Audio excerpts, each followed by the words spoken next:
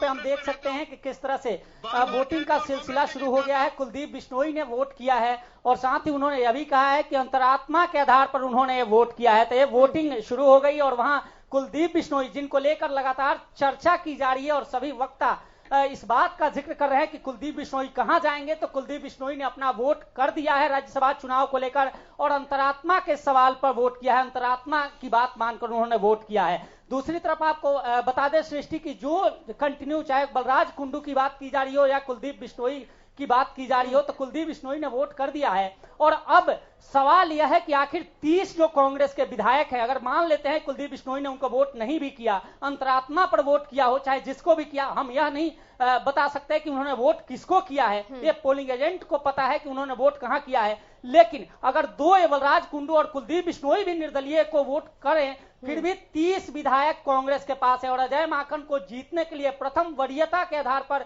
30 vote चाहिए। और प्रथम वरीयता में 30 एमएलए जो हैं, ये अगर कांग्रेस को वोट करते हैं तो फिर निश्चित तौर पर अजय माकन निकलेंगे और इसमें से अगर एक भी एमएलए क्रॉस वोटिंग करते हैं या फिर कहीं किसी और को वोट करते हैं या रद्द होता है तो निश्चित तौर पर ये इनका वोट, ऐसे में क्रॉस वोटिंग का कोई चांस नहीं है? क्योंकि चलिए एक बड़ी खबर आ गई है सुशील, बड़ी खबर का रुख कर लेते हैं। कुलदीप बिश्नोई ने वोट डाल दिया है।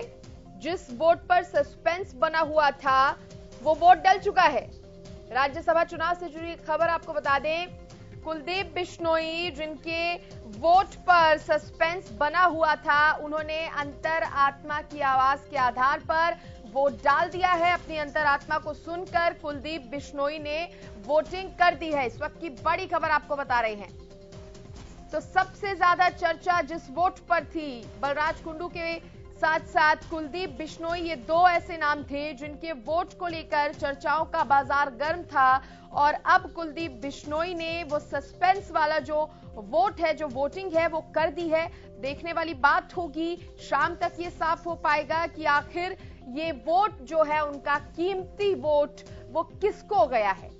पर अपडेट आपको बता रहे हैं कि विधायकों का जो वोटिंग करने का जो सिलसिला है, वोट डालने का जो सिलसिला है, वो शुरू हो चुका है यहां पे और कुलदीप बिश्नोई ने यहां पर अपना वोट, अपना कीमती वोट डाल दिया है। सुशील, बिल्कुल, हम लगातार दिखा रहे हैं अपने दर्शकों को किस तरह से जिस नाम को लेकर चर्चा हो रही थी और जब से राज्यसभा की रणभेड़ी बजी उसके बाद से कंटिन्यू कुलदीप बिश्नोई को लेकर चर्चा हो रही थी। आज उन्होंने मत अपना डाल दिया है। किसको मत डाला है, क्या नतीजे आएंगे, ये 5 बजे के बाद पता चलेगा। लेकिन साथ ही सुशील, आप कांग्रेस की बात कर रहे थे, लेकिन ऐसी स्थितियां तो तब बनेगी ना जब ये कंफर्म हो कि क्रॉस वोटिंग जो है वो बिल्कुल नहीं होगी।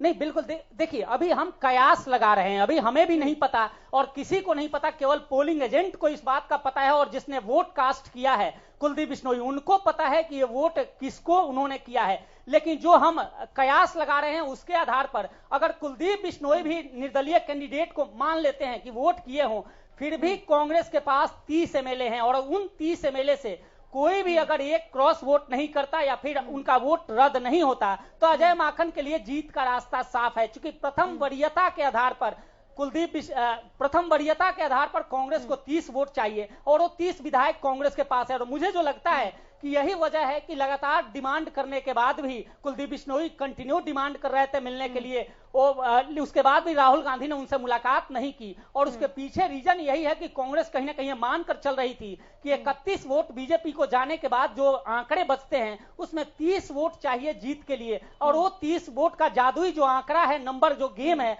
वो कांग्रेस के पाले में है। और अब पूरी की पूरी फोकस है कांग्रेस की, चाहे वो भूपेंद्र सिंह हुड्डा हो। और आपको एक और अपडेट बता दें कि इस पूरे राज्यसभा चुनाव प्रक्रिया के दौरान जो छत्तीसगढ़ के मुख्यमंत्री हैं भूपेश बघेल, वो भी चंडीगढ़ में हैं, वो भी रणनीति में जुटे हुए हैं और सभी विधायकों के साथ कंटिन्यू मंत्रणा के बाद इनको उतारा गया है इस चुनावी रण में, चुनावी मैदान में। और कांग्रेस को बिलीव है कि ये 30 के 30 विधायक कांग्रेस प्रत्याशी अजय माकन को वोट करेंगे। अगर 30 अजय माकन को वोट करते हैं तो निश्चित तौर पे जीत पक्की है। अगर इस 30 से कोई एक भी आंकड़ा गड़बड़ होता है, कोई एक भी या तो क्रॉस वोट हो या फिर वोट रद्द हो, तो निश्चित तौर पर अजय माकन का जीतना मुश्किल होगा। सप्रा साहब, अगर क्रॉस वोटिंग नहीं होती तो बात बन सकती है, लेकिन इनेलो का भी निर्दलियों को सपोर्ट करना, क्या ये थोड़ा खेल बिगाड़ सकता है?